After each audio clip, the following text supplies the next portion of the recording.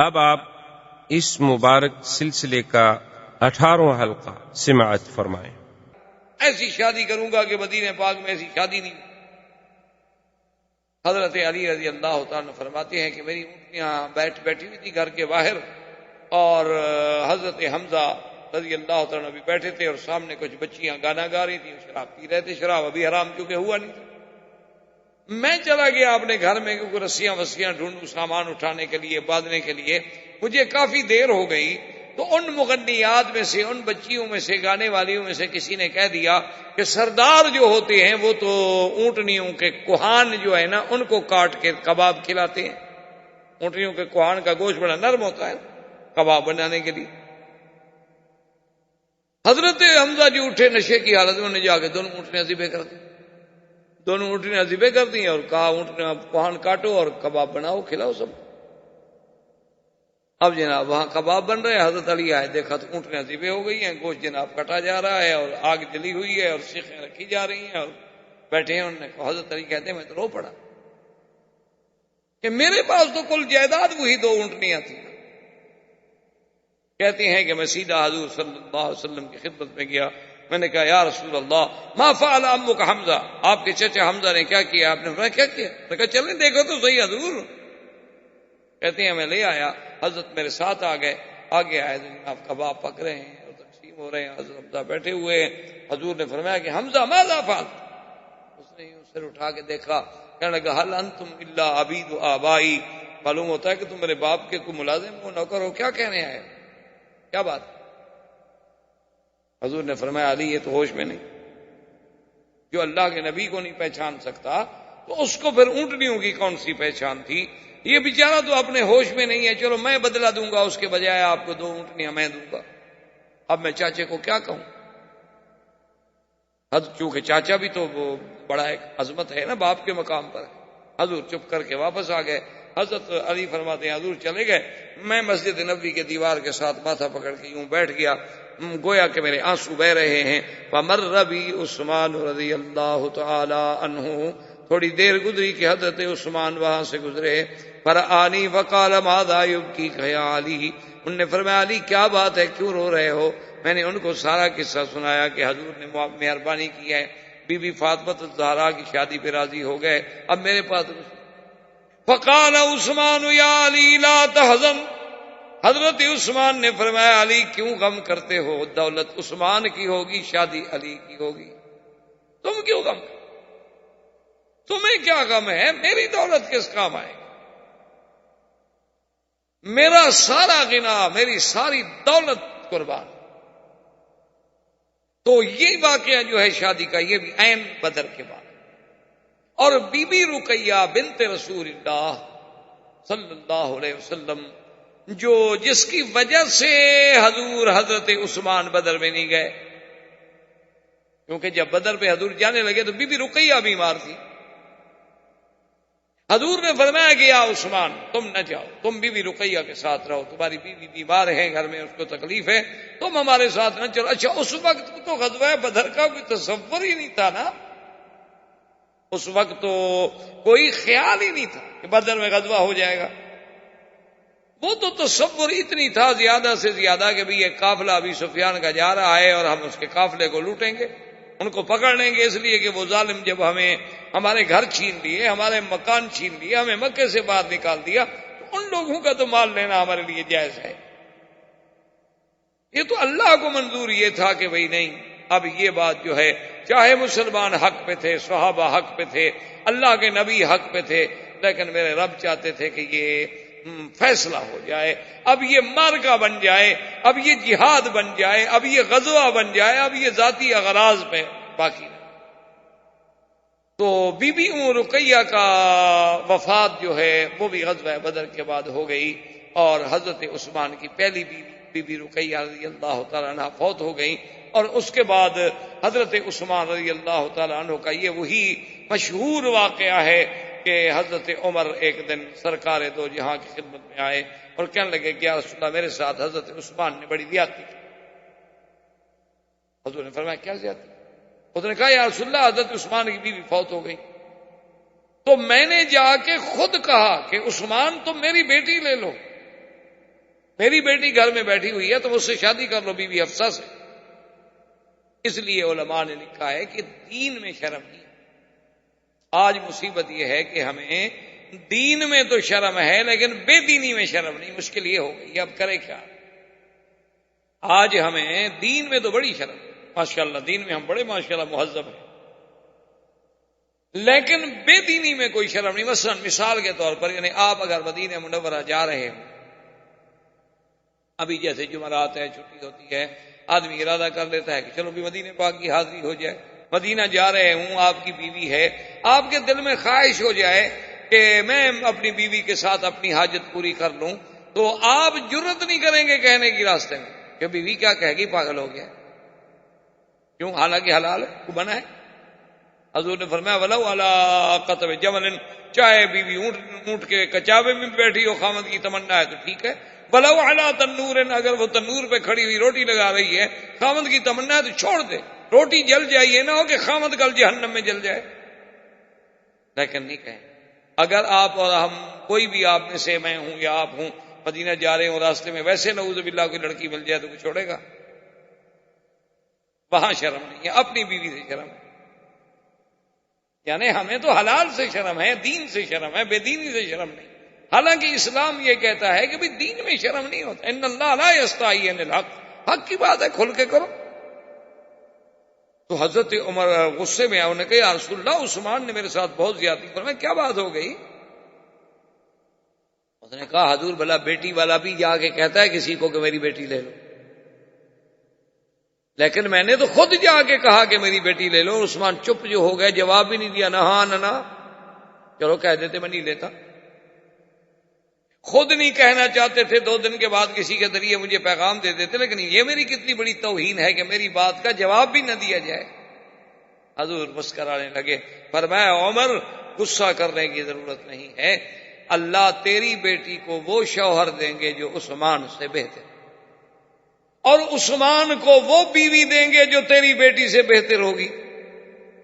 حضرت عمر کہتے ہیں مجھے سمجھ کچھ نہیں، میں نے حضور کے سامنے ادب سے چپ تو کر دیا کہ بھی اب حضور کی بات ہے، کون آگے بات کرے، لیکن سمجھ نہ آیا۔ آپ نے فرمایا عمر اللہ تیری بیٹی کو وہ شوہر دے گا جو عثمان سے بہتر ہوگا، اور عثمان کو وہ بیوی دے گا جو تیری بیٹی سے بہتر ہوگی۔ کہتے ہیں مجھے سمجھ نہ آیا۔ فلما تزوج رسول اللہ، فرماتے ہیں کہ پھر جب حضور نے میری بیٹی کا رشتہ مانگ لیا، بی بی حفصہ سے خود شادی کر لی، اب مجھے سمجھ آیا کہ تیری بیٹی کو وہ شوہر ملے گا جو عثمان سے افضل ہے، اور حضور نے اپنی دوسری بیٹی عثمان کو دے دی، پھر سمجھ آیا کہ عثمان کو بھی وہ بیوی ملے گی جو تیری بیٹی سے افضل ہے۔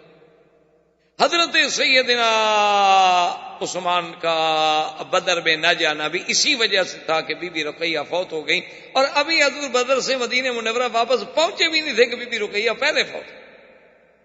اور اس دنوں کے بعد بنی قینقاع، اور انہی ایام میں حضور صلی اللہ علیہ وسلم کو پتہ چلا کہ بنی غطفان بہت بڑا قبیلہ، اسی کا نام ہے غزوہ بنی غطفان، اور اسی کو کہتے ہیں غزوہ ماء ذی عمر۔ ایک کنواں تھا، عرب میں تو پانی کے چشموں کے نام ہوتے تھے نا، جیسے ہمارے اب بھی صحرا میں، روہی کے علاقوں میں، چولستان میں اب بھی وہاں پانی کے نام ہوتے ہیں کہ وہاں ٹوبا فلان، ٹوبا منٹھار، ٹوبا فلاں، ٹوبا فلاں فلاں فلاں، اس کے نام۔ اسی طرح عرب میں بھی نہ ہوتے، ماء بدر، ماء ذی عمر، ماء فلان، ماء فلان۔ تو یہ حضور صلی اللہ علیہ وسلم جب غزوے کے لیے نکلے تو ماء ذی عمر پہ بنی غطفان کے۔ اچھا خدا کی شان دیکھیں کہ یہ وہی جگہ ہے اور یہ وہی واقعہ ہے کہ جس میں سارے صحابہ دور دور دور دور چلے گئے، ایک درخت کے نیچے حضور نے تلوار لٹکا دی اور سو گئے۔ بنی غطفان کو جب پتہ چلا کہ مسلمانوں کی فوج آ گئی، وہ پہاڑوں پہ چڑھ گئے۔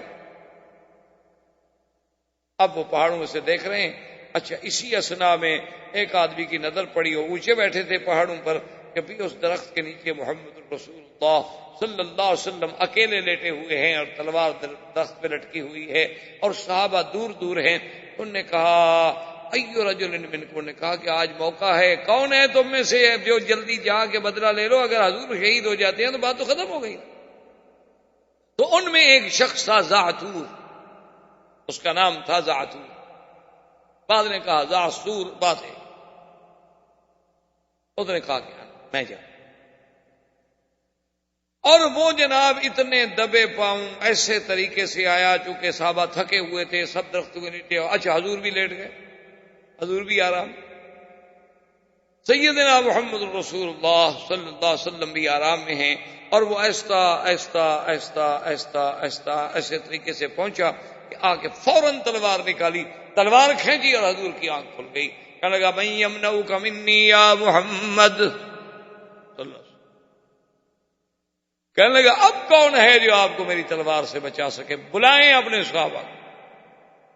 حضور نے یوں دیکھا اور فرمایا اللہ، پھر اللہ کہنے والا کون تھا؟ محمد پاک، تم بھی کہتے ہو اللہ، لیکن کہنے والی زبان بھی تو ہونا، اسی لیے لکھا ہے نا کہ ایک ہندو تھا، اس نے ایک درخت کے نیچے اپنا کوئی سسٹم اس طرح کا سیٹ کیا ہوا تھا کہ وہ درخت کے خاص مقام کے نیچے آ کے کھڑا ہو جاتا، اور جب وہ اصل میں وہ سارا سسٹم تھا اور پاؤں سے وہ دباتا تھا، لوگوں کو تو پتہ نہیں تھا، وہ وہاں کھڑے ہو کہتا رام، تو درخت سے آواز آتی رام رام رام، لوگ کافر ہو جاتے، ہندو دیکھو جی میرے کہنے سے درخت بولتا ہے، ہندو قوم بڑی وقار قوم ہے، ابھی دیکھا نہیں تھا ان کا ایک دیوتا دودھ پینے لگ گیا، بڑی عمر میں بیچارے کو پیاس لگ گئی، یا بچپن میں اس کو پلایا نہیں کسی، اور جب تحقیق ہوئی تو جناب نیچے سے پائپ لگائے ہوئے تھے اور دودھ نیچے جا رہا ہے، اوپر ڈال رہے ہیں جی دیوتا صاحب پی رہے ہیں، اور دیوتا ایسا بھوکھا کہ منو من دودھ پی گیا، ایسی بے وقوف قوم، انا للہ و انا الیہ راجعون۔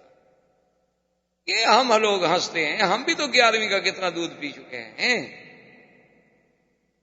وہ ایک مردہ دیوتا کا شو کرتے ہیں، ہم تو زندہ پی رہے ہیں نا، جانتے ہوئے کہ یہ ناجائز ہے، حرام ہے، غلط ہے، پی رہے ہیں، غیر اللہ کے نام پر نظر ہے، غیر اللہ کے نام پر منت ہے، کیسے حلال ہے پی رہے ہیں؟ تو بہرحال یعنی وہ جب آیا تو ایک اللہ والے تھے، وہ آئے، انہوں نے کہا یہ کیا ہے؟ انہوں نے کہا جی یہ دیکھو درخت رام رام کرتے ہیں، انہوں نے کہا اچھا ادھر ہو جاؤ، تم ادھر ہو جاؤ، ادھر ہو گیا، انہوں نے کہا اب کہو، اب کیسے کہے؟ وہ تو ایک جگہ تھی نا، وہاں میکنزم تھا، باقاعدہ سیٹنگ تھی اس کی، اس جگہ سے جب انہوں نے کہا سنو، اگر اسی سے کفر و اسلام کا فیصلہ ہے تو میں اللہ کی ضرب مارتا ہوں، اگر پتے پتے سے اللہ کی آواز آئے تو مسلمان ہو جاؤ گے؟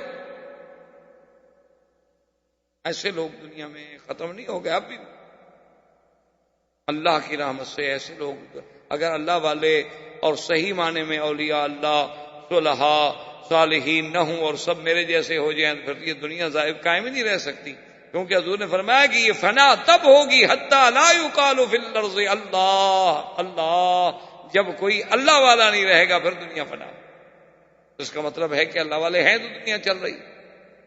حضور نے فرمایا اللہ، اس کے ہاتھ سے کانپا اور تلوار گر گئی، خود بھی گر گیا، حضور اٹھے، حضور پاک نے تلوار پکڑ لی، حضور نے فرمایا من یمنعک منی، اب بتاؤ تمہیں کون بچائے گا میری تلوار سے؟ اس نے کہا یا رسول اللہ مجھے تو اب کوئی بھی نہیں بچا سکتا، آپ اپنے خلق احسان سے احسان کر دیں تو الگ بات ہے، ورنہ میں کوئی اب رعایت کا مستحق ہوں، اور میں اچھا جاؤ دوڑ۔ تو آپ نے جب اس کو چھوڑ دیا واپس آیا تو لوگوں نے کہا تمہیں کیا ہو گیا؟ اس نے کہا واللہ جب میں نے تلوار کھینچی نا، حضور کے قریب گیا تو ایک ایسا خوبصورت جوان، اس نے میرے سینے میں اتنے زور سے مارا کہ میں گرا اور میرے ہاتھ سے تلوار بھی ٹوٹ گئی۔ نظر جبریل علیہ السلام، اللہ کا فرشتہ جبریل اترا انسان کی شکل میں اور اس نے ظالم کو مارا۔ اب جب یہ حال سنا تو بڑے غضبان بھاگ گئے، انہوں نے کہا جی ان سے کون لڑے؟ حضور صلی اللہ علیہ وسلم وہاں سے بغیر لڑائی کے واپس۔ اسی اثنا میں وہ واقعہ پیش آیا جو بنی قینقاع، یہودیوں کا ایک بہت بڑا قبیلہ تھا، اور یہودی بنی قینقاع جو تھے ان کا اتنا بڑا چہار دیواری تھی، یعنی انہوں نے اپنے پورے ایریے کو باقاعدہ وال سے، دیوار سے بند کیا ہوا تھا، زراعت اندر، قلعے اندر، گھر اندر، دکانیں اندر، مویشی اندر، سب کچھ۔ لیکن کبھی کبھی جو تھے وہ بازار لگاتے تھے، میلے لگتے تھے. عرب میں تو پہلے بازاریں لگتی تھی نا، سال میں کبھی بازار لگ گیا. تو بازار لگا ہوا تھا، ایک مسلمان عورت آئی، ایک دکان سے اس نے سونے کی کوئی چیز خریدی. وہاں ایک بدبخت یہودی جو بیٹھا تھا اس کو جوش آیا، کیونکہ دکانیں یہودیوں کی تھی سونے کی. تو اس بدبخت نے کیا کیا کہ وہ عورت یوں بیٹھی ہوئی تھی نا، تو دوپٹہ اس کے سر پہ تھا، تو وہ بدبخت آیا پیچھے سے اور اس نے اس دوپٹے کو یوں کر کے اتنی زور سے کھینچا نا کہ عورت بیچاری گری اور چیخ نکلی. جب چیخ نکلی تو کچھ مسلمان قریب کھڑے تھے، وہ مسلمان ایک دوڑا، اس نے دیکھا کیا، اس نے کہا کیا بات ہے؟ انہوں نے کہا اس یہودی نے ایسا کیا ہے. تو اس کو اتنا غصہ آیا، اتنا جوش آیا کہ اس مسلمان نے اس یہودی کو مار دیا. جب وہ یہودی مر گیا تو اب یہودی پل پڑے، اب مسلمان وہ اکیلا تھا، انہوں نے مسلمان کو مار دیا. حضور صلی اللہ علیہ وسلم کو خبر پہنچی، اتنا بڑا واقعہ ہو گیا، اتنا بڑا حادثہ ہو گیا ہے.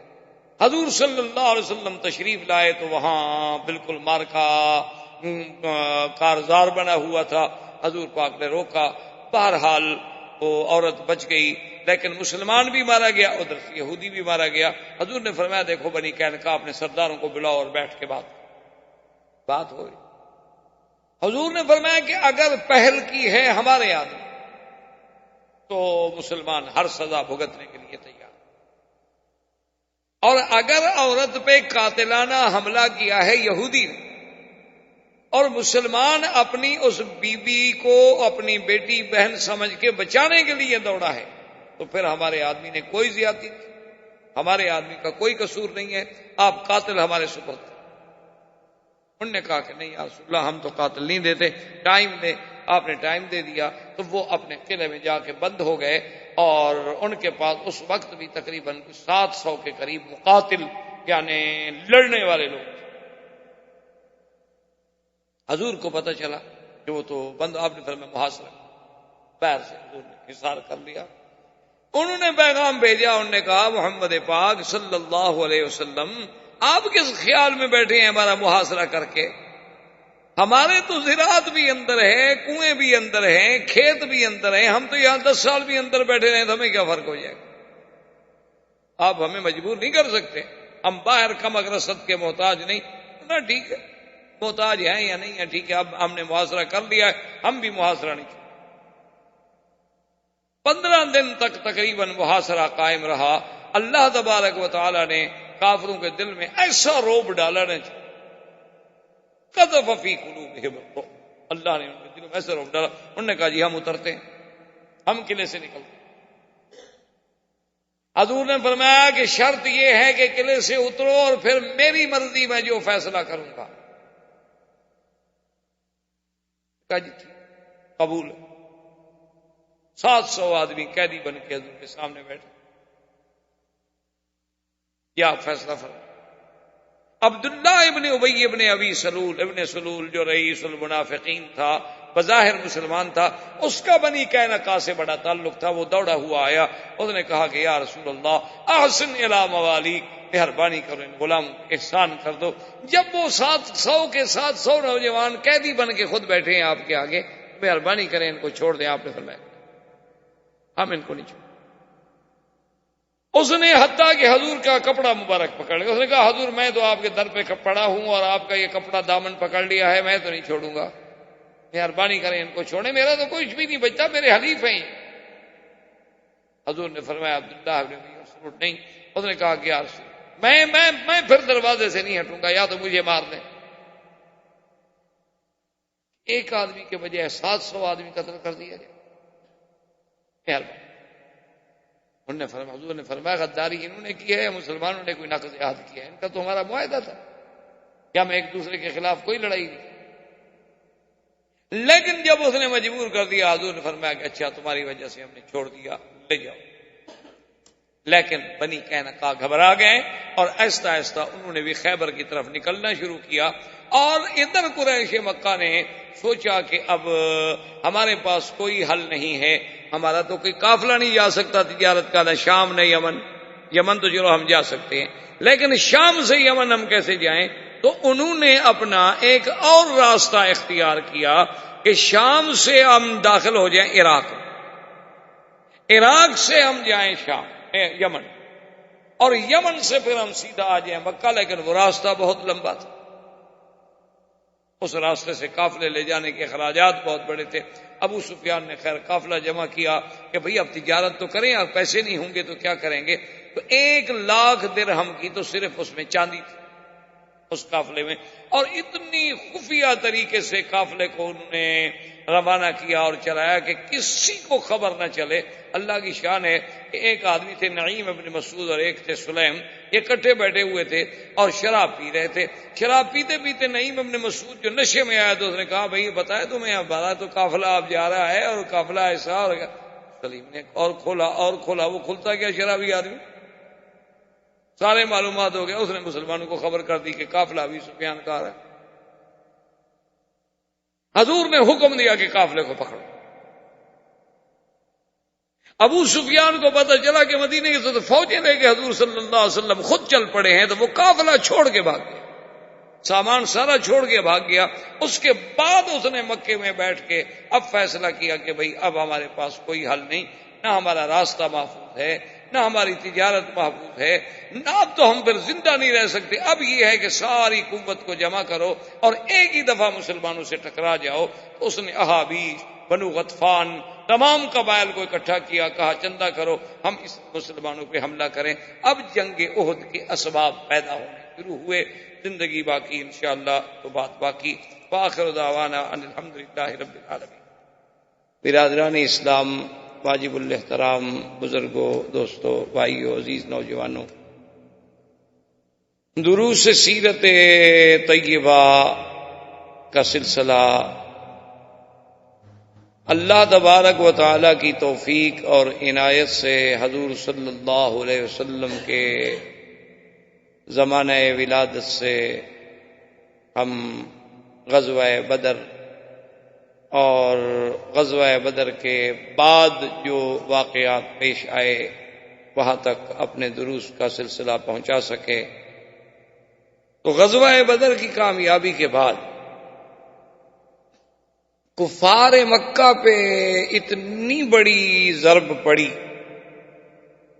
کہ ان کے 70 آدمی مارے گئے، 70 قید ہو گئے، اور اس دور میں تو یہ عدد جو ہیں یہ بہت بڑے عدد سمجھے جاتے تھے۔ یہ تو اب ہے نا کہ چلو جی لاکھوں بندے مر گئے،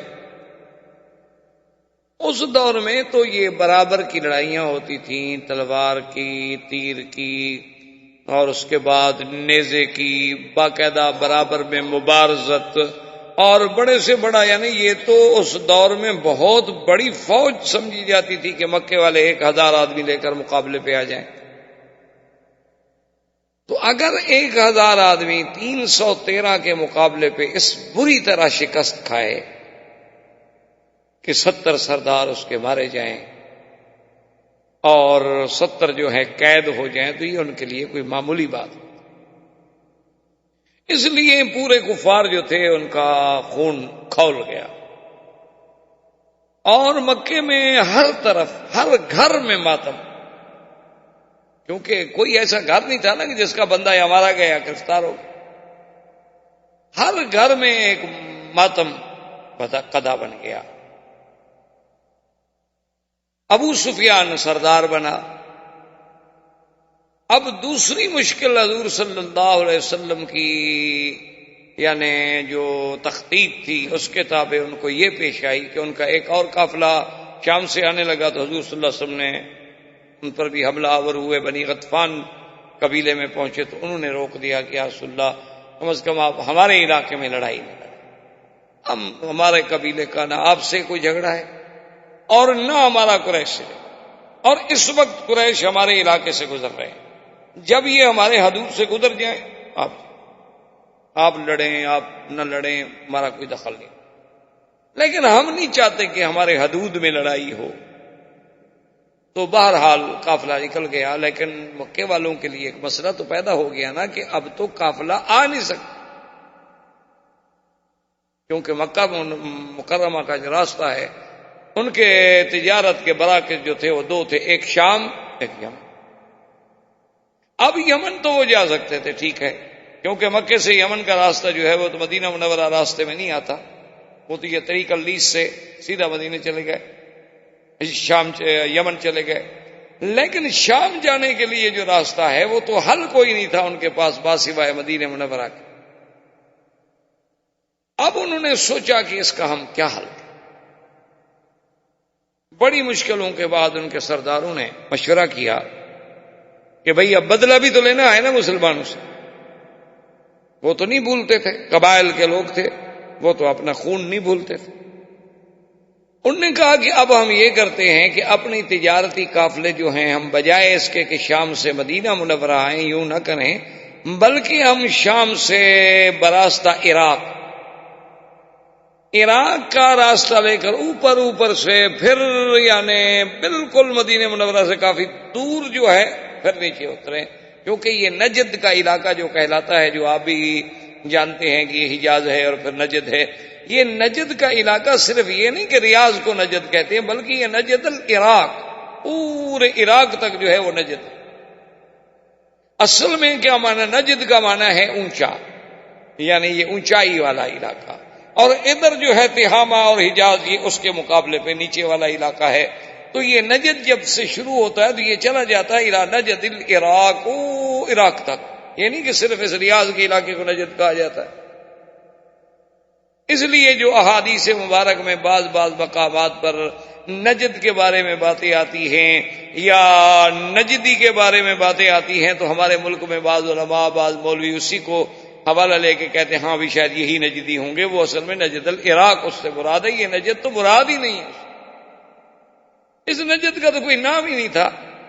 یہ تو زیادہ سے زیادہ آپ یوں کہہ سکتے ہیں کہ 100 سال سے متعارف ہوا، 1400 سال پہلے تو اس کا کوئی مقام نہیں تھا کہ کوئی ریاض کا شہر تھا یا کوئی بریدہ تھا یا گسیم تھا یا اس وقت کوئی اس کو نجد کہا جاتا، یہ تو پورا علاقہ مانا ہی نجد العراق تھا۔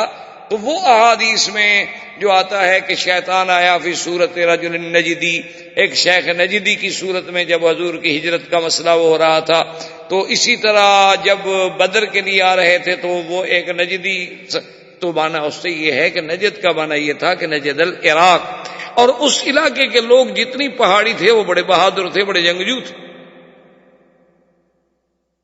اسی لیے تاریخ آپ اٹھا کے دیکھ لیں کہ بغداد کو کبھی کسی نے فتح نہیں کیا، یہ کبھی نہیں ہوا کہ بغداد فتح ہوا ہو، تاریخ موجود ہے دنیا میں۔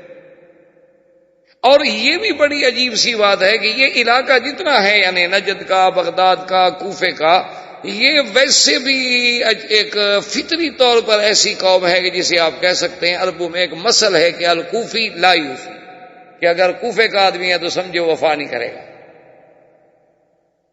یہ ان کی ایک پرانی تاریخ میں عادت۔ اچھا، محدثین تو یہ کہتے ہیں کہ اذا حدثک رجل من اہل الکوفہ، کہ اگر کوئی کوفے کا آدمی تمہیں کوئی حدیثیں بیان کرے تو 99 کو تو سمجھ لینا نا کہ غلط ہے، اور باقی جو ایک بچے تو اس میں بھی ذرا خیال رکھنا، ہو سکتا ہے کہ وہ بھی صحیح نہ ہو، یعنی محدثین کے ہاں یہ ضرب المثل ہے۔ اسی لیے حضور نے عراق کے لیے کبھی دعا نہیں کی، اللہم بارک لنا فی یمننا، اللہم بارک لنا فی شامنا۔ ایک صحابی کھڑے ہو گئے، اس نے کہا حضور وفی عراقنا، عراق کے لیے بھی دعا مانگیں، تو آپ نے اللہم بارک لنا فی یمننا، اللہم بارک لنا فی شامنا۔ اس نے کہا حضور بھی مہربانی کریں وہ نجد العراق کے لیے تو دعا مانگیں، فیہا میرتنا و میرت اہلنا، ہمارے لیے تو وہاں سے کافی چیزیں آتی ہیں کھانے کی پینے کی، ہمیں بڑی تکلیف ہوگی اگر وہاں قحط ہو گیا، تو آپ اس کے لیے بھی دعا کریں۔ تو آپ نے فرمایا من ہا ہنا تطلع الفتن، من ہا ہنا تطلع الفتن، آپ نے فرمایا یہ تو وہ جگہ ہے جہاں سے فتنے نکلیں۔ حضور صلی اللہ علیہ وسلم نے فرمایا کہ یہ تو وہ مقام کہ جہاں سے فتن پھوٹیں گے، ان کے لیے میں دعا کروں۔ تو اسی طرح یاد رکھیں کہ جو حدیث مبارک میں آتا ہے کہ حضور پاک نے سرکار دو جہاں نے فرمایا کہ ستفترق امتی علی 73 فرقۃ کلہم فی النار الا ما انا علیہ واصحابی، او کما قال رسول اللہ صلی اللہ علیہ وسلم، حضور نے فرمایا کہ میری امت جو ہے وہ 73 فرقوں میں بٹ جائے گی، اور وہ 73 فرقے جو ہیں ان میں سے سب کے سب جہنمی ہوں گے، صرف ایک فرقہ جنتی ہوگا۔ صحابہ نے پوچھا ومن ہم یا رسول اللہ، وہ کون سا فرقہ؟ فرمایا جو میرے اور میرے صحابہ کے راستے پہ، باقی سب جہنمی ہوں گے۔ تو وہ 72 جہنمی فرقے جتنے ہیں ان سب کا منبع پیدائش کیا ہے؟ عراق، وہ سب وہیں سے پیدا ہوئے، 72 کے 72 فرقے، روافض ہوں، خوارج ہوں، نواصب ہوں، قدریہ ہوں، جبریہ ہوں، کرابیہ ہوں، مشبہہ ہوں، سب تمام فتن وہاں سے پیدا ہوئے۔ معتزلہ کے جتنے فرقے ہیں سب وہاں سے پیدا ہوئے، عبداللہ ابن سبا وہاں سے نکلا، حسن ابن سبا وہاں سے نکلا، یہ شیعت کے جھگڑے وہاں سے چلے، یہ سارے فتن حضور نے جو فرمایا تھا میں نے ہا ہونا تطلع الفتن، ہا ہونا تطلع الفتن، یہاں سے فتنے اٹھیں۔ اللہ پاک معاف کرے، اللہ تبارک و تعالی محفوظ رکھے۔ تو بہرحال میرے کہنے کا مقصد یہ تھا کہ وہ نجد کا علاقہ جو تھا، تو یہ نجد تھوڑا نہیں تھا، یہ نجد عراق تک جاتا تھا۔ تو اب قریش مکہ نے ایک پلاننگ کی کہ ہم اپنے قافلے کو بھیجیں نجد، عراق، وہاں سے اترتا ہوا مدینہ منورہ سے اوپر اوپر دور آگے وہ نیچے اترے ہی ہوں۔ اور انہوں نے کہا کہ اس قافلے کے بارے میں ہم نے ایسا رازداری سے بھیجنا ہے نا کہ کسی کو پتہ نہ چلے۔ انہوں نے کہا ٹھیک، اور اس میں انہوں نے سب نے پھر پیسہ لگایا اس قافلے کہ بھی اس سے جو مال آئے گا، جو دولت آئے گی تو ہم مسلمانوں سے بدلہ لیں۔ اس زمانے میں 1,100,000 درہم کی تو صرف چاندی تھی، سونا الگ، پیسہ الگ، کرنسی الگ، صرف چاندی جو تھی اس قافلے میں وہ 1,00,000 درہم کی تھی اس زمانے کی۔ اچھا اللہ کی شان دیکھیں کہ 2 آدمی تھے، ایک کا نام سلیم تھا اور ایک کا نام نعیم ابن مسعود تھا، وہ کٹھے بیٹھے ہوئے تھے اور شراب پی رہے۔ اس زمانے میں شراب شروع، حرام شراب تو تھی نہیں، ویسے بھی ان میں اس وقت کوئی جو ہے ایک مسلمان تھا، ایک کافر، بیٹھے ہوئے شراب پی رہے تھے۔ وہ جب نشہ زیادہ ہوا تو نعیم نے کہا کہ ذرا دیکھو ابھی ہمارا قافلہ ذرا آ جائے خیریت سے، پھر دیکھو ہم مسلمانوں سے کیسے بدلہ لیتے ہیں۔ اب مسلمان کو تو کھوج تو ہونی تھی نا، چاہے کتنا کمزور ہو بیچارہ مسلمان، چاہے کتنا کمزور ہو جائے، کتنا ضعیف ہو جائے، اللہ نے ایک اسلام کے ساتھ محبت تو اس کے ذہن میں، دماغ میں، ضمیر میں رکھی ہے نا، ایک نیچر ہے، فطرت ہے۔ یہ مسلمان کو مسلمان سے محبت ہوتی ہے، کافر کو کافر سے محبت ہوتی ہے۔ المومن بعضهم اولیاء بعض، اللہ فرماتا ہے کہ مومن بھی تو ایک دوسرے کے دوست ہیں۔ آپ دیکھیں، آپ یعنی کسی بھی کفر دیار کفر میں چلے جائیں، ہندوستان کو دیکھ لیں اور کسی جگہ کو دیکھ لیں کہ وہاں کچھ ہو جائے، وہاں کے مسلمان یہ تو کبھی نہیں برداشت کرتا کہ مسلمان کو ذلت ہو یا مسلمان کو شکست ہو۔ حالانکہ آپ دیکھیں یہ ہاکی واکی، کرکٹ شرکٹ، فٹ بال کیا ہوتی ہے، لوگ وہاں میچوں کے لیے رو رو کے دعائیں کرتے ہیں کہ مسلمان جیت جائیں۔ حالانکہ کیا فرق پڑتا ہے کہ آپ کا کرکٹ میں جیت گیا، کوئی ہار گیا، کوئی مر گیا، کوئی نہ مر گیا۔ اچھا کرکٹ کھیلنے والے کون سے متقی پرہیزگار ہوتے ہیں کہ ان کے لیے دعائیں کریں گے، وہ جہاد سیکھ رہے ہیں بیچارے۔ تو لیکن ایک فطرت ہے، نیچر ہے، ہماری مجبوری ہے، ہم نہ چاہیں تب بھی ہمارے دل سے دعا تو ان کے لیے نکلے، ہم چاہے نہ بھی چاہتے ہیں۔ اچھا کتنے وہاں آپ کے مسلمان ہیں، اور خاص طور پر جو مسلمان آپ کے وہاں عہدوں پر ہیں، منسٹر ہیں، ڈپٹی منسٹر ہیں، ایم پی ایز ہیں، ایم این ایز ہیں، وہ آپ جانتے ہیں کہ وہ تو نام کے مسلمان ہیں اکثر، کیونکہ اگر کام کے مسلمان ہوں تو وہ پاگل تھوڑے ہیں کہ ان کو عہدہ دے دیں، وہ بلکہ بالکل نام کے مسلمان ہیں، بلکہ یعنی وہ ہندو سے ہمارے لیے زیادہ خطرناک ہیں۔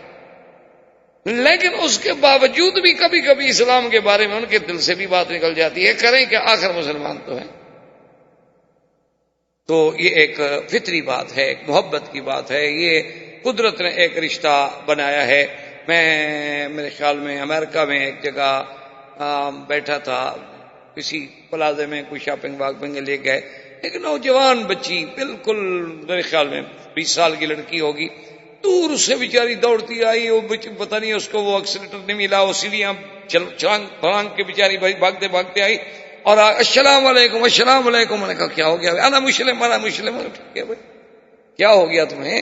تو اس نے کہا میں مسلمان ہوں، میں نے دیکھا نا آپ کے عربی لباس کو، تو میں نے کہا مسلمان ہیں، تو میں نے کہا جا کے سلام کرو. بھائی تم کون ہو اللہ کی بندی؟ اس نے کہا میں ترک سے ہوں، ترکی سے ہوں، یہاں میں پڑھ رہی ہوں. تو میں نے دیکھا کہ کچھ لباس میں آپ کا لباس جو تھا، داڑھی اور لباس اور انداز اور ساتھی اور پھر سب داڑھیوں والے، کیونکہ تو اس لیے مجھے اندازہ ہوا کہ یہ مسلمان، حالانکہ وہ انتہائی ماڈرن قسم کی بچی تھی بیچاری، جین پہنے ہوئے، لیکن اس کے دل میں آخر اسلام تھا. تو اس لیے اس نے کہا السلام. تو ہم نے خیر اس کے سر پہ ہاتھ رکھا، اچھا بیٹی ٹھیک ہے، ماشاءاللہ اچھی بات ہے، تم مسلمان ہو، تم مسلمانوں والا لباس اختیار. تو کہا کہ وہ تو میرے لیے مشکل ہے، میں مسلمان ہوں، میرا خاندان مسلمان ہے، اتنا مجھے پتا ہے، مجھے تو نہیں پتا نماز کیا ہے، روزہ کیا ہے، حج کیا ہے، قرآن کیا ہے، میں نے تو کبھی دیکھا ہی نہیں. مسلمان ہوں اس لیے کہ میرا باپ مسلمان.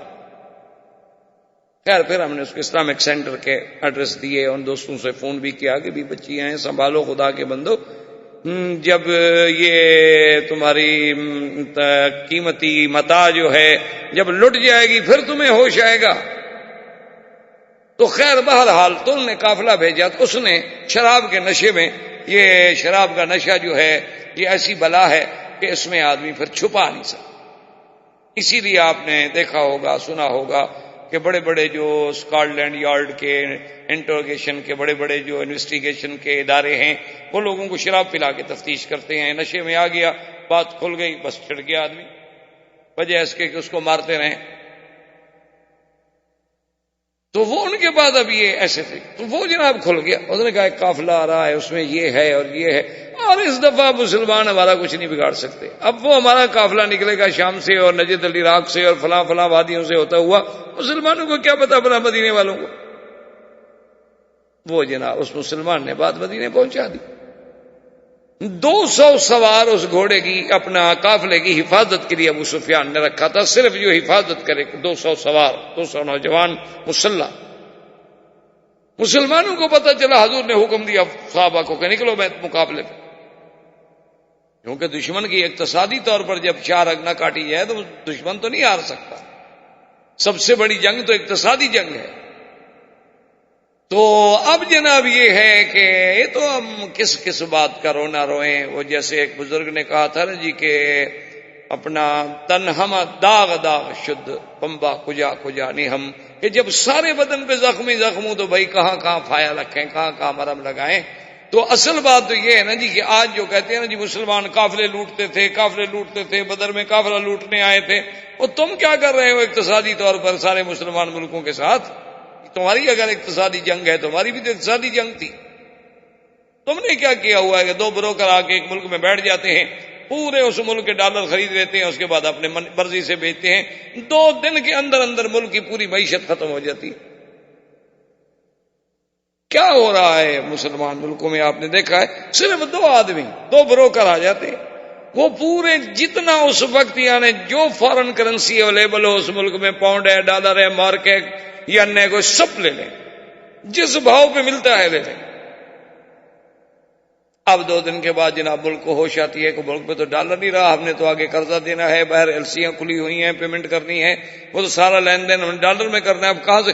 انہوں نے کہا جی وہ تو پارٹی، اچھا وہ کہتے ہیں جی ٹھیک ہے ہم بیچنے کے لیے تیار ہیں، لے لو. 40 پہ خریدا تھا، 65 پہ بیچ رہے ہیں. دھڑام سے ملک جو ہے جناب ختم. کبھی سٹاک ایکسچینج بیٹھ گیا، کبھی سٹاک مارکیٹ بیٹھ گئی، کبھی یہ بیٹھ گیا، کبھی وہ بیٹھ گیا. کیونکہ مسلمان تو ماشاءاللہ اللہ ان کو پیسے دے دے، پھر یہ تو ایک ہی بات سوچتا ہے نا کہ بھی کار بھی نہیں ہو، بیوی بھی نہیں ہو، بس یہ 2 ماڈل تبدیل ہونے ضروری ہیں اگر پیسے ہوں. یہ جو شریف ہیں ایک والے، ان کے پلے کچھ نہیں، ان کو پیسے دے دیں، آپ دیکھیں کل کیا کرتے ہیں. میں نے اپنے 90 سال کے دوست دیکھے ہیں جن کو پیسے ملے جناب تو دوسرے دن شادی کر. یہ جن کی تنخواہ میں گزارا ہے پورا سورا، مکان کا کرایہ، کھانا پینا، اس کے بعد کو 500,000 ریال بچ گیا، وہ بیچارہ کیا شادی کا سوچے گا؟ اس کو تو پہلی بیگم ہی ڈراتی ہے خواب میں.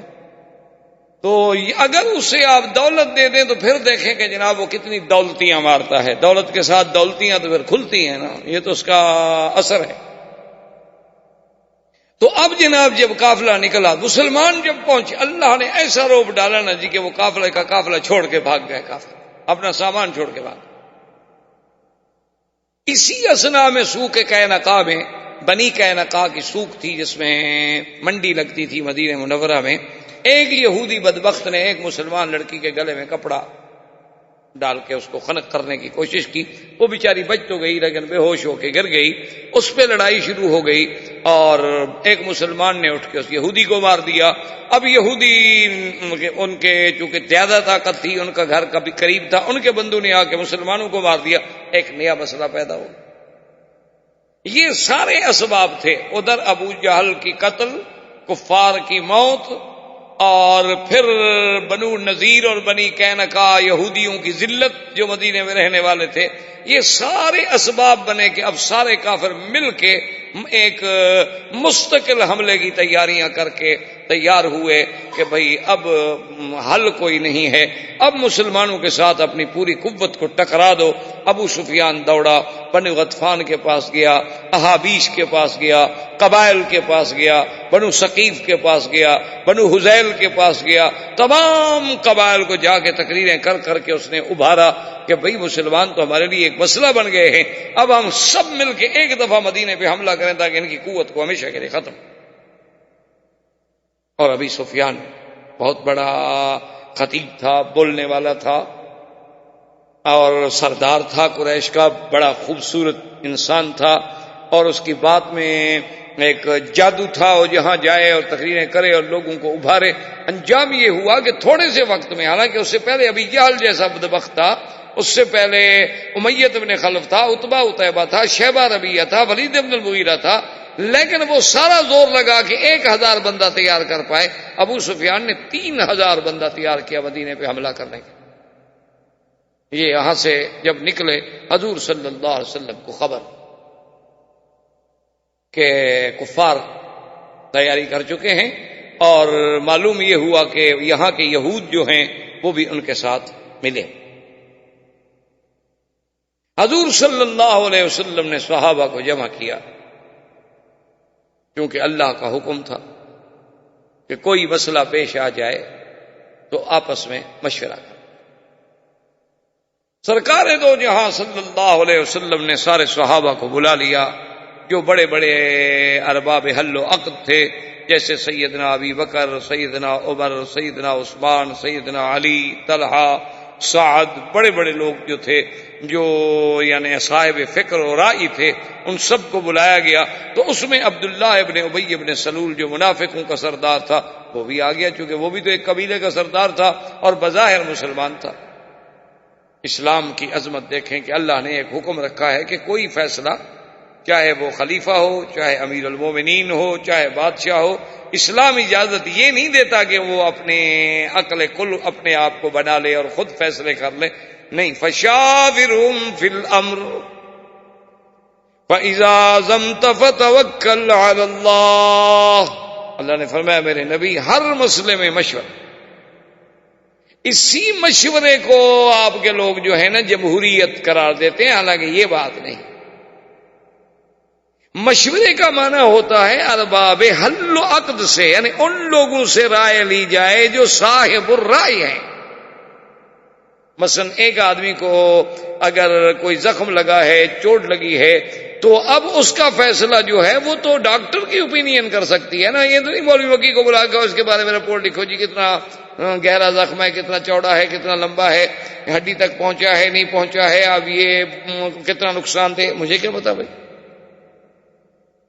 معنی یہ ہوتا ہے کہ ہر صاحب رائے سے رائے لی جائے، جو اس موضوع پہ ایک اتھارٹی ہے اس سے پوچھا جائے۔ حضور صلی اللہ علیہ وسلم نے فرمایا کہ بھی اس میں تو کوئی شک نہیں نا کہ کافر آ رہے ہیں، چل پڑے ہیں مکے سے، وہ نکل پڑے ہیں، اب وہ کوئی سیر کرنے تو نہیں آ رہے ہیں نا۔ اس زمانے میں 3000 کا قافلہ چلانا، 3000 آدمی کا کھانا اور 3000 آدمی کا سارے اخراجات برداشت کر رہے ہیں، سفر کی تکلیفیں، صعوبتیں، دکھ سکھ، بیماریاں، پھر ان کے پیچھے جو گھر والے لوگ ہیں ان کے اخراجات، خرچے کون دے گا؟ جو لوگ تمہارے لیے جنگ پہ نکل رہے ہیں۔ تو حضور نے فرمایا کہ اب مشورہ ہمیں یہ کرنا ہے کہ کیا ہم مدینہ منورہ کے اندر شہر میں داخل ہو کر لڑیں یا ہم مدینہ منورہ سے باہر نکل کر ان کا راستہ روکیں. حضور پاک نے ایک رائے طلب کی. صحابہ نے پوچھا یا رسول اللہ صلی اللہ علیہ وسلم آپ کی رائے مبارک کیا ہے؟ حضور نے فرمایا میری رائے تو یہ ہے کہ ہم مدینے سے نہ نکلیں. انہوں نے کہا کہ اس کی وجہ حضور نے فرمایا انی رائے تو رویا میں نے خواب دیکھا ہے اور خواب میں میں نے یہ دیکھا ہے کہ بقرن تذبح کہ ایک گائے ذبح ہو رہی اور میں نے خواب میں یہ بھی دیکھا ہے کہ میری جو تلوار ہے نا اس کے منہ پہ دندانے پڑ گئے ہیں یعنی اب اس میں کٹ لگ گئے ہیں وہ صحیح نہیں جیسے چاقو میں دندے پڑے نہیں وہ کام نہیں کرتا تیزی ختم ہو جاتی. اور تیسرا میں نے یہ دیکھا ہے کہ پھر میں ایک محفوظ قلعے میں داخل ہو گیا ہوں. یہ میں نے خواب دیکھا ہے اور نبی کا خواب جو ہے وہ تو واہی ہوتا کیونکہ اللہ کے نبی کا خواب یاد رکھیں کبھی غلط نہیں.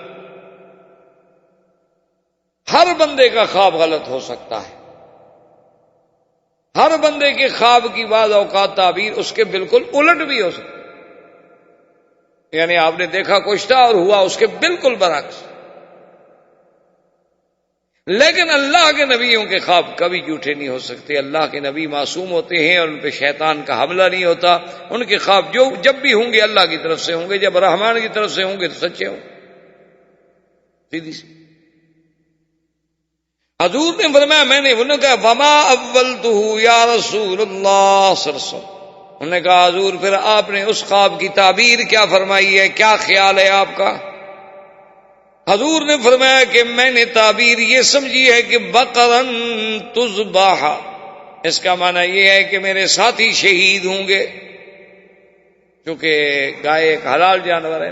حلال جانور جب ذبح کیا جا رہا ہے تو اشارہ ہے کہ ہمارے ساتھی ذبح ہوں.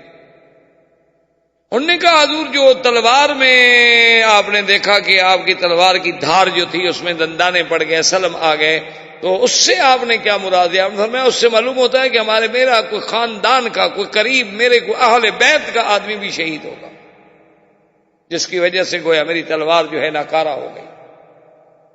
تو انہوں نے کہا کہ حضور آپ نے یہ بھی تو دیکھا کہ ایک بند قلعے میں محفوظ قلعے میں پھر آپ داخل ہو گئے. تو انہوں نے فرمایا اس سے مراد مدینہ منورہ ہے. تو اس لیے حضور کی رائے مبارک یہ تھی کہ ہم مدینہ منورہ کے اندر رہیں اور پھر مدینہ منورہ کے اندر ہمارے پاس پانی ہے چشمے ہیں کنویں ہیں باغ ہیں کھجوروں کے درخت ہیں تو اور وہ تو مکہ سے آگے بیٹھے ہوئے ہیں 500 میل دور. کب تک وہ بیٹھے رہیں گے محاصرہ کر کے؟ کب تک وہ اپنی پیچھے سے کمک منگوائیں گے؟ ان کو جناب روٹی پہنچانے کے لیے 400 میل سے آئے گا ایک قافلہ. گندم ختم ہو گئی آٹا ختم ہو گیا کھجور ختم ہو گئی تو 400 میل سے آئے گی. تو اس لیے میرا خیال یہ ہے کہ لیکن اصل بات یہ تھی کہ یاد رکھیں سب سے پہلی بات تو تقدیر کا فیصلہ ہے کہ جو اللہ فیصلہ کر چکا اس کو کون روک سکتا. اسباب یہ تھے کہ بعض صحابہ جو بدر میں شریک نہ ہو سکے اور بدر کے بارے میں جب اللہ نے قرآن اتارا اور حضور نے ان کی شان بیان کی تو صحابہ میں وہ تڑپ پھرائے کہ بھائی ہائے پہلا غزوہ تھا اور اتنی شان والا غزوہ اور ہم لوگ اس میں شریک نہ ہو سکے. تو حضرت انس بن النضر کھڑے ہوئے. انہوں نے کہا کہ یا رسول اللہ میں غزوہ بدر میں بھی شریک نہیں ہو سکا. خدا کی قسم ہے کہ اگر اللہ نے مجھے کوئی موقع دیا نا کافروں کے ساتھ لڑنے کا تو پھر میں دکھاؤں گا کہ لڑائی کیسے ہو. حضور نے سن. اچھا وہ عبداللہ ابن ابی ابن سلول جو کافر منافقوں کا سردار تھا اس کی بھی رائے یہ تھی کہ ہمیں مدینہ منورہ سے باہر نہیں جانا چاہیے. رائے اس کی بھی یہی تھی. اچھا وہ تو اس کی رائے تو واضح بات ہے بزدلی پہ مبنی تھی. وہ تو بزدل تھا کہ باہر جا کیوں لڑے جو شہر میں ہے نا کسی کو کیا پتا ہم لڑ رہے ہیں کہ نہیں لڑ رہے. شہر میں بیٹھے ہوئے ہیں جی ٹھیک ہے جی ہم بھی لڑ رہے ہیں نا بیٹھے ہوئے تھے اپنے گھر میں ہیں. تو اس کی رائے اپنی تھی لیکن صحابہ کا جوش خروش دیکھنے کے بعد اپنا حضور پاک چپ کر کے اٹھے اور اپنے گھر تشریف. گھر سے جب حضور واپس آئے تو آپ نے وہ زرہ جو پہنی جاتی تھی نا تیر سے بچنے کے لیے لوہے کی زرہ بنی ہوتی تھی آپ نے ایک زرہ نیچے پہنی، ایک زرہ اس کے اوپر پہنی، اور سر پہ آپ نے لوہے کا وہ خود پہنا، جسے لوہے کی ٹوپیاں ہوتی ہیں۔ آج بھی آپ دیکھیں نا جی، جو آپ کے انجینئر لوگ جو ہیں کسی سائٹ پہ کام کر رہے ہیں تو سر پہ بیچارے ٹوپیاں رکھتے ہیں تاکہ بھی اوپر سے خدا نہ خواستہ کوئی چیز گر جائے، کوئی چیز تو ہیڈ جو ہے سر پہ تو چوٹ نہ لگے نا۔ اب سب صحابہ گھبرا گئے، انہوں نے کہا بھی حضور تو جنگ کے لیے تیار ہو کے آ گئے، لیکن معلوم یہی ہوتا ہے کہ ہم نے جو بار بار کہا نا کہ باہر لڑیں باہر لڑیں باہر لڑیں، اس کا مطلب ہے کہ ہم نے مجبور کیا ہے حضور کو، حضور کی ذاتی رائے نہیں ہے۔ کہیں ایسا نہ ہو اس وجہ سے کوئی اللہ کی ناراضگی ہم پر آ جائے۔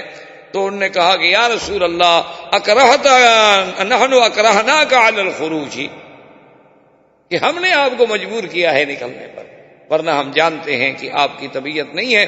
فالامر بما شئت، اب بھی معاملہ آپ کے ہاتھ میں ہے، ہم کوئی باہر تو نہیں گئے نا، ابھی تک تو ہم اپنے گھر میں بیٹھے ہیں، اس لیے اگر آپ چاہتے ہیں کہ ہم باہر جا کے نہ لڑیں تو ٹھیک ہے۔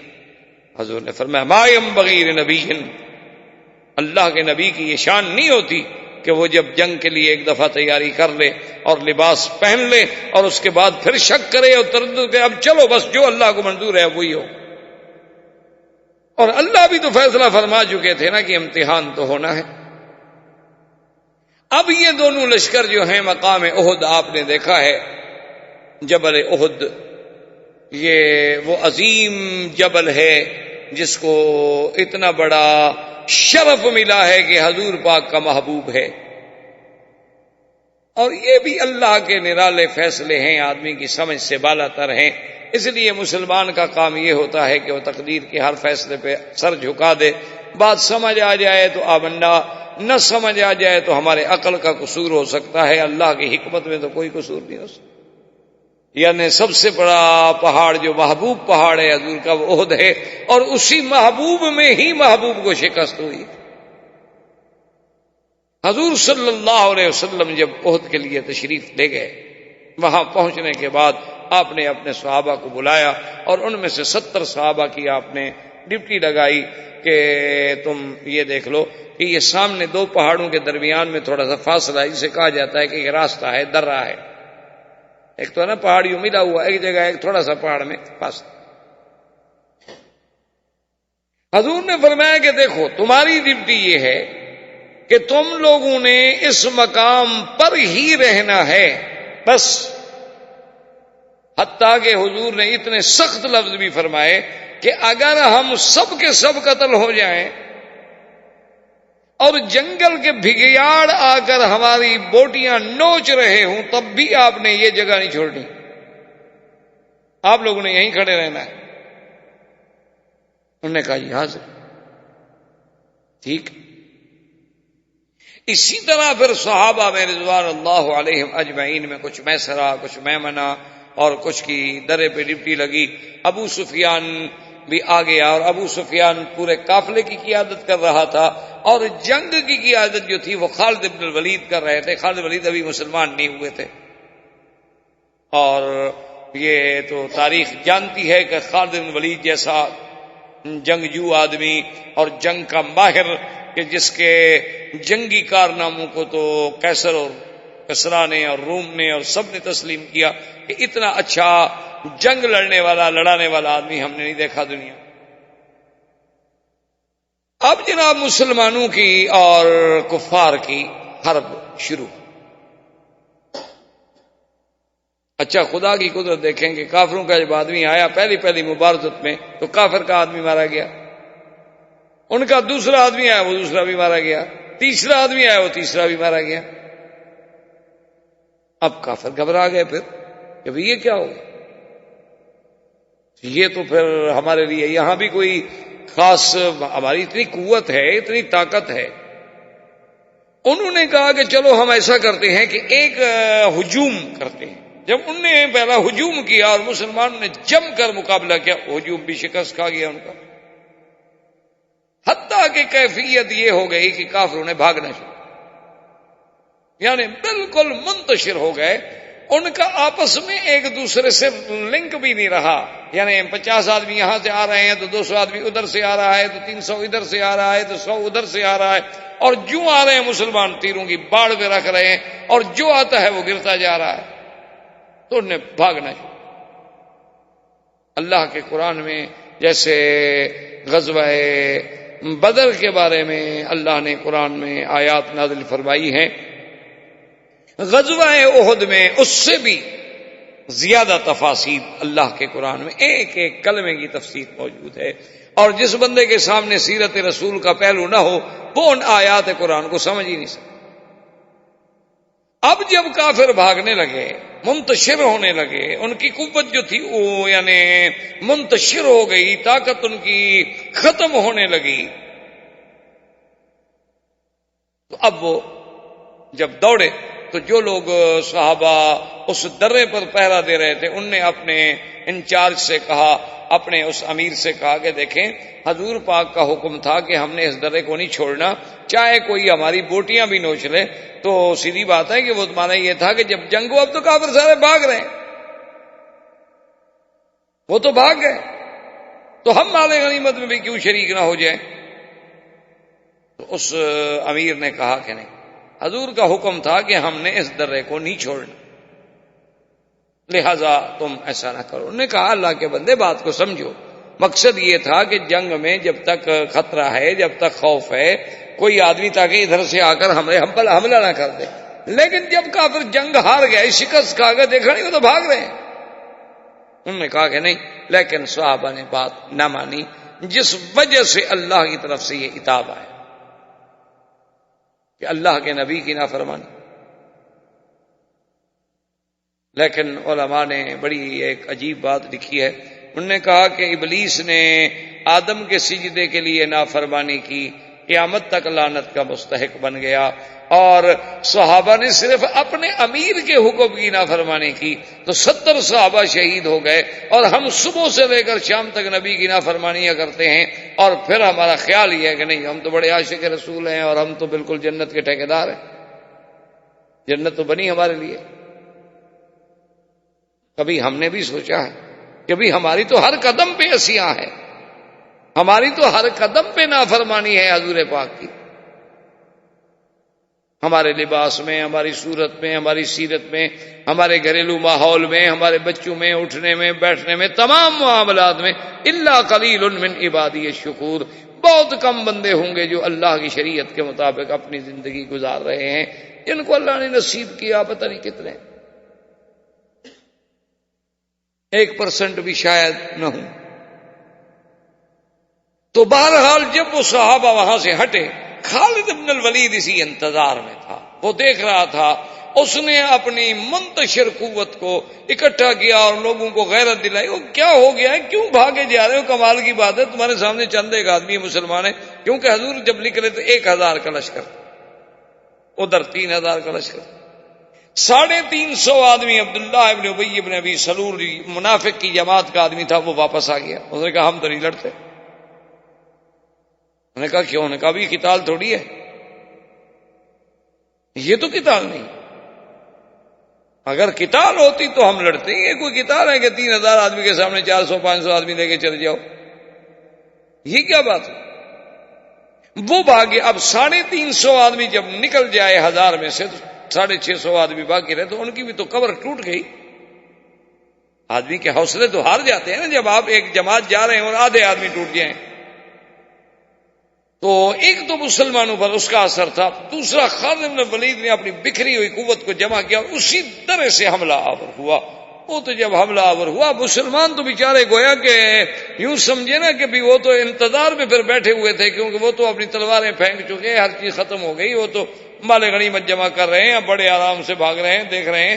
وہ تو آیا، اس نے تلواروں پر رکھ لیا نا مسلمانوں کو۔ اللہ معاف کرے، اللہ معاف کرے کہ وقد فشل قتل فی المسلمین، مسلمانوں میں قتل ایسے ہو گیا کہ جیسے نعوذ باللہ اللہ پاک رحمت فرمائے کہ گاجر کٹتی ہے، مولی کٹتی ہے، مسلمان ایسے کٹ رہے۔ سرکار دو جہاں کو اتنی زبردست حملہ ہوا اور چوٹ لگی کہ یہ آپ نے خود پہنی ہوئی تھی اس کی پوری ایک لوہے کی اپنی کیل جو تھی وہ سر مبارک میں گھس گئی، اور ایک کیل جو تھی وہ رخسار مبارک میں گھس گئی اور آپ کے دندان مبارک شہید ہو گئے، اور ایک گڑا تھا جس میں سرکار دو جہاں گر گئے، اور کافروں نے پوری طاقت وہاں لگا دی۔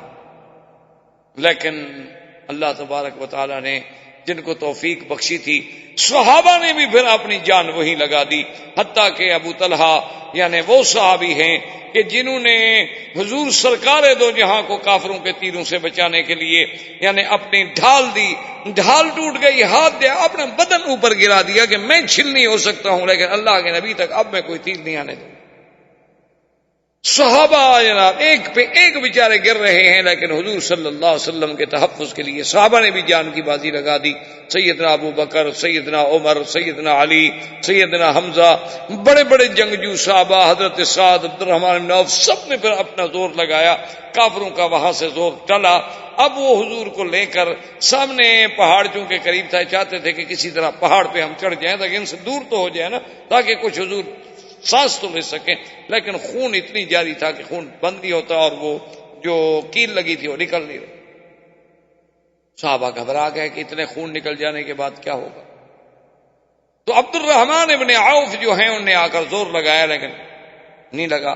انہوں نے پھر اپنا دانت یعنی اپنے منہ سے دانتوں سے اس کیل کو پکڑا، کیونکہ تھوڑی سی ظاہر تھی، اس کیل کو پکڑا اور کھینچا، ان کے دانت ٹوٹ گئے، لیکن کیل پھر بھی نہیں نکلی۔ پھر عبد الرحمن ابن عوف نے دوسری جانب سے دانتوں سے پکڑا اور زور لگایا تو کیل نکل آئی، لیکن اس کے نکلنے سے تو خون کے فوارے پھوٹ پڑے۔ اب صحابہ کوشش کر رہے ہیں، خون بند نہیں ہوتا۔ سیدہ فاطمہ الزہرا رضی اللہ تعالی عنہا قریب کے کیمپ میں تھی، انہیں اطلاع ملی، تو سیدہ فاطمہ الزہرا رضی اللہ تعالی عنہا کو اللہ نے پتہ نہیں کیسے عقل عطا فرمائی کہ انہوں نے اپنے گھر میں حسیر، عربی میں حسیر ہم کہتے ہیں، پرچا ہوتا ہے نا، یہ کھجور کے جو پتے ہوتے ہیں ان سے بنایا جاتا ہے نیچے بچھانے کے لیے، آپ کے چٹائی ہیں جسے ہم کہتے ہیں، چٹائی اردو میں چٹائی کہتے ہیں، عربی میں اس کو حسیر ہے۔ تو انہوں نے فوری طور پر اس کو جلایا، اور وہ ایک پرچا یعنی چٹائی جلنے میں کتنی دیر لگتی ہے، وہ تو ہوسی ایسی چیز ہے نا، تو جب جل کے وہ راکھ بنی تو وہ گرم گرم راکھ لے کر انہوں نے حضور کے زخم پہ رکھ، بس وہ رکھنے کی دیر تھی، وہ جم گئی اور خون بن۔ اسی طرح حضور صلی اللہ علیہ وسلم کے رخسار مبارک کا خون بند ہوا اور دانت مبارک شہید ہو گئے۔ حضور صلی اللہ علیہ وسلم نے اپنے ہاتھوں پہ، اپنے کپڑے پہ اپنا خون روکا ہوا ہے، اور حضور صلی اللہ علیہ وسلم لن یفلح قوما، وہ قوم کیسے فلاح پاتی ہے جو اپنے اللہ کے نبی کے چہرے کو زخمی کر۔ اب صحابہ نے زور لگایا کہ کسی طرح حضور صلی اللہ علیہ وسلم کو ہم اس پہاڑ تک لے جائیں۔ حضور کو پہاڑ تک لے گئے تو اسی دور میں ابی بن خلف جو کافر تھا، بہت بڑا کافروں کا سردار تھا، اور یہ دشمن تھا میرے مدنی پاک، یہ اپنے گھوڑے پہ آیا، اس کو پتہ لگا کہ حضور صلی اللہ علیہ وسلم زخمی ہیں، اس نے اپنے ساتھیوں کو کہا کہ ادھر آؤ، اصل مقابلہ تو ہمارا اللہ کے نبی کے ساتھ ہے نا۔ اور یہ وہ ابی ابن خلف تھا کہ جب بھی حضور اس کے سامنے آتے تھے یہ بدبخت ہمیشہ کہتا تھا کہ انا اقتلک وعلی ھذا الفرس، کہ محمد مصطفیٰ یاد رکھنا میں تمہیں قتل کروں گا اور اسی گھوڑے پر۔ اور حضور صلی اللہ علیہ وسلم نے ایک دفعہ غصے میں آ کے یہ بھی فرما دیا کہ بل انا اقتل، تم نے مجھے کیا قتل کرنا ہے، میں تمہیں قتل۔ حالانکہ حضور خود کسی کو قتل نہیں کرتے، یعنی اتنی رحمت و شفقت بھری ہوئی تھی میرے آقا میں کہ حضور نے کبھی اپنے دشمنوں کو بھی قتل نہیں کیا، لیکن یہ بدبخت ایسا تھا، اس نے حضور کو اتنا ستایا کہ حضور پاک کو بھی کہنا پڑا، فرمایا بل انا اقتلک، نہیں میں تمہیں قتل کروں، تم مجھے کیا قتل۔ تو یہ ابی ابن خلف جو تھا جی، اسی گھوڑے پر پوری قوت کے ساتھ حملہ آور ہوا، اور اس بدبخت نے اتنا وہ خود اور زرہ اور لباس پہنا ہوا تھا کہ صحابہ کہتے ہیں کہ ما سوائے اس تھوڑی سی گردن کے حصے کے اور کچھ ظاہر کہ خود یہاں تک آ گئی اور زرہ یہاں سے شروع ہو جاتی تھی، صرف یہ ایک رقبہ کا حصہ ظاہر تھا، اور پورے بدن میں کوئی جگہ خالی نہیں تھی۔ تو سب حیران ہیں. صحابہ اب آگے آنے لگے. حضور نے فرمایا اترکوہ لی، چھوڑ دو، آنے دو بھیا. نے کہا حضور آپ زخمی ہیں، سرکار دو جہاں آپ تو کھڑے نہیں ہو رہے کمزوری کی وجہ سے، اور وہ ظالم گھوڑے پر سوار ہیں اور بڑا ظالم ہے اور قاتل ہے اور بڑا جنگجو ہے. حضور نے فرمایا اترکوہ لی، ہٹ جاؤ. حضور نے فرمایا عمر حاضر یا رسول اللہ، فرمایا مجھے نیزہ دو. حضرت عمر کیا کرے، حضور کا حکم ہے، اللہ کے نبی کے حکم کو کوئی روک تو نہیں سکتا نا. جلدی سے نیزہ دیا.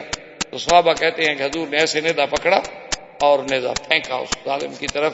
اچھا وہ نیزہ بالکل ایسے تھوڑا سا اس کو ٹچ کر گیا، پورا لگا بھی نہیں، یعنی تھوڑا سا جیسے چمڑا اتر جاتا ہے نا، ایک معمولی سا جرح پیدا ہوتا ہے، اتنا لگا. لیکن وہ اتنا ڈرا ہوا تھا نا کہ حضور نے کہا تھا نا کہ بل انا اقتلک، وہ اسی ڈر میں اتنا خوفناک ہوا کہ بھاگا.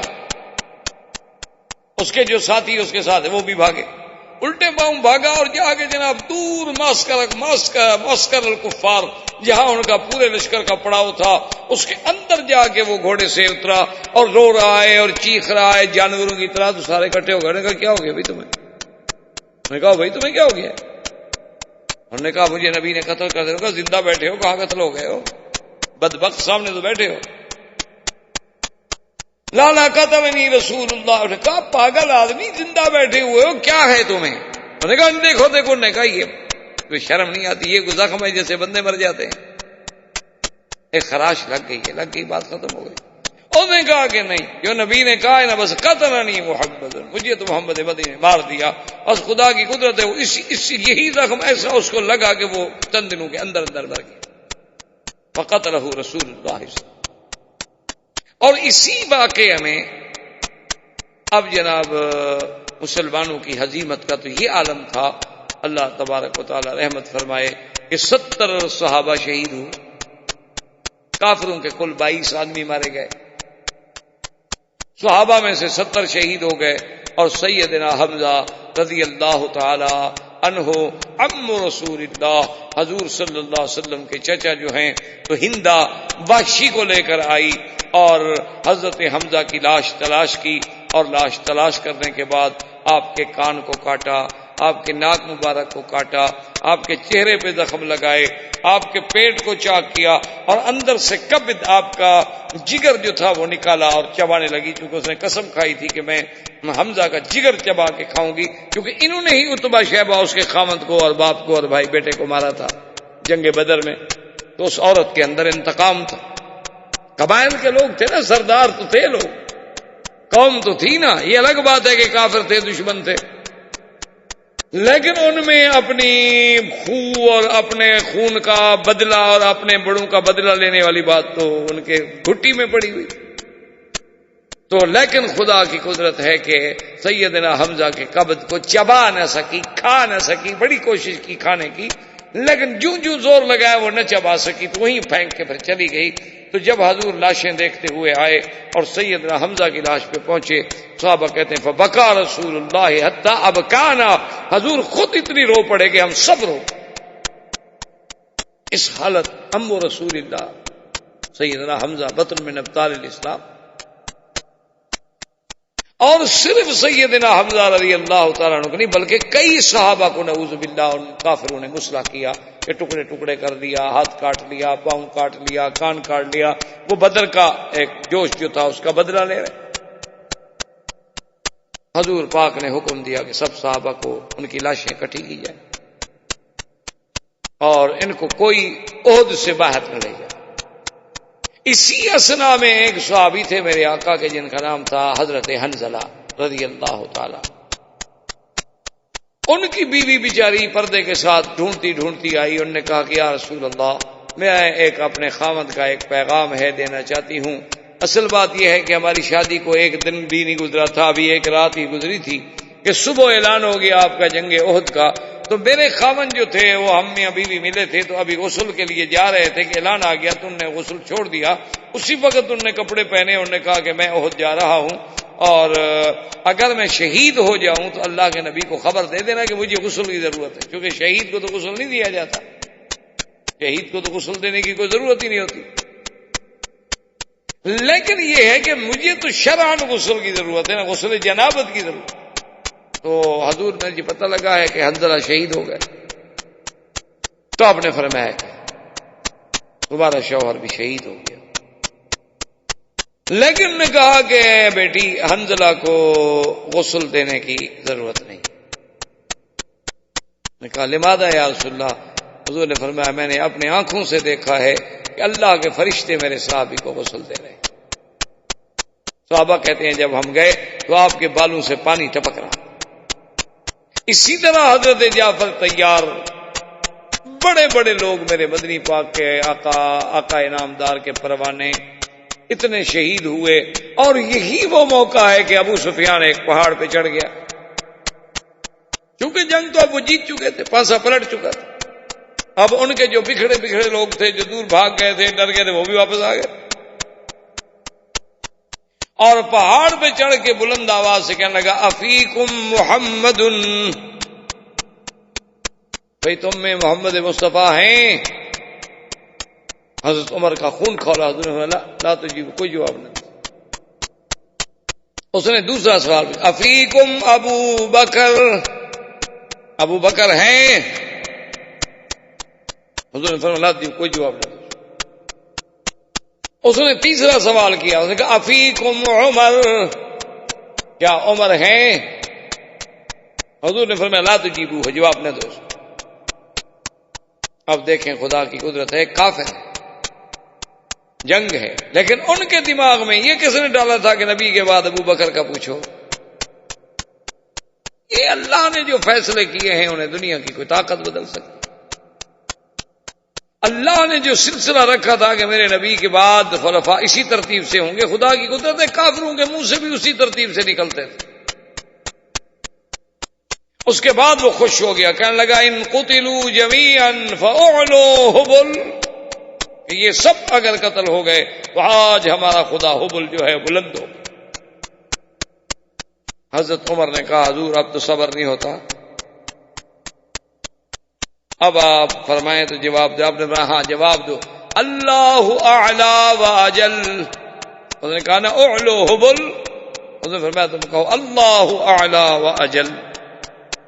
ابو سفیان نے پھر ہا کر کہا لنا العزى ولا عزى لكم، کہ آج عزا کی وجہ سے عزت ہمیں ملی ہے، آج عزا خدا نے ہمیں عزت دی ہے، تمہارے پاس کوئی عزت نہیں۔ حضور نے فرمایا جواب دو اللہ مولانا ولا مولا لکم، اللہ ہمارا حامی و ناصر ہے، تمہارا نہیں ہے، تو امتحان۔ اس نے پھر تیسری دفعہ کہا، اس نے کہا یوم کا یوم بدر الحرب سجال۔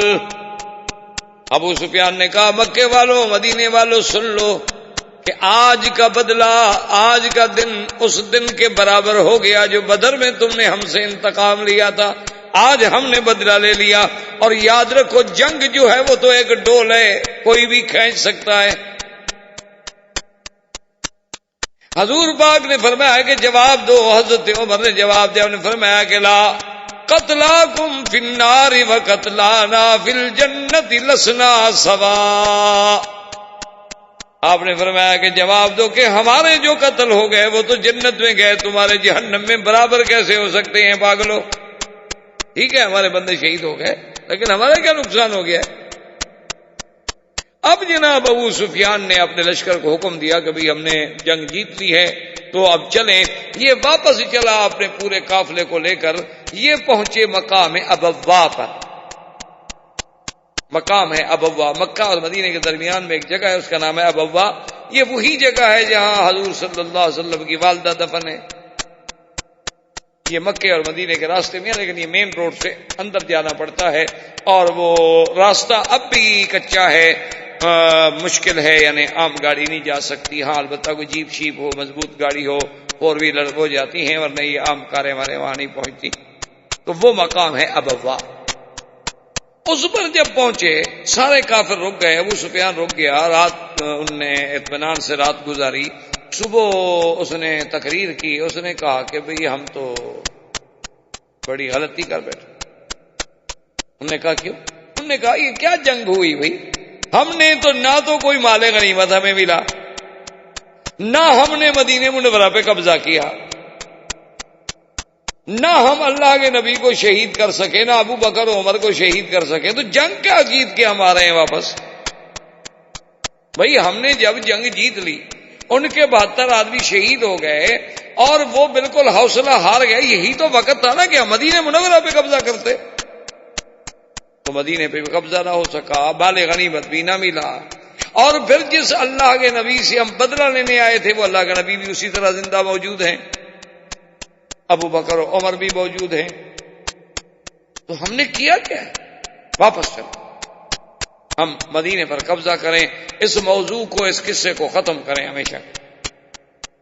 یہ یہاں سے واپس تیار ہوئے، اللہ کے فرشتہ جبریل حضور سرکار دو جہاں کی خدمت میں آئے اور انہوں نے آ کے کہا کہ یا محمد صلی اللہ علیہ وسلم آپ نے تو زرہ اتار دیے؟ اور میں ہاں حضور میں نے تو ابھی تک نہیں اتاری، میں تو ابھی تک بھی اسی لباس میں، چلیں کافروں کے مقابلے پر۔